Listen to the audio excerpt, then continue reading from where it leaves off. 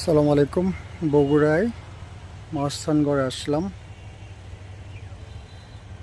একটা নার্সারিতে, মায়ের দোয়া নার্সারি সহ অনেকগুলো নার্সারিতে।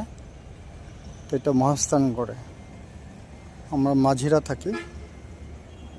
তো শীতের সিজনের নতুন বাসায় উঠেছি, তো কিছু ফুলের গাছ কিনবো। ফ্যামিলি চয়েস, আমার কোনো চয়েস না।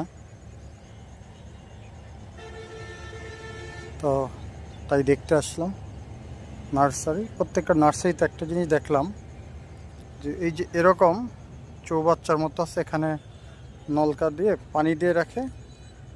এরপরে এখান থেকে এরা বিভিন্ন জায়গায় পানি দিয়ে থাকে, পানিটা নাই এখানে। তো খুব সুন্দর একটা নার্সারি, মানে সব নার্সারিগুলো খুব, মানে এরা খুব ব্র্যান্ডেড, খুব যত্ন করে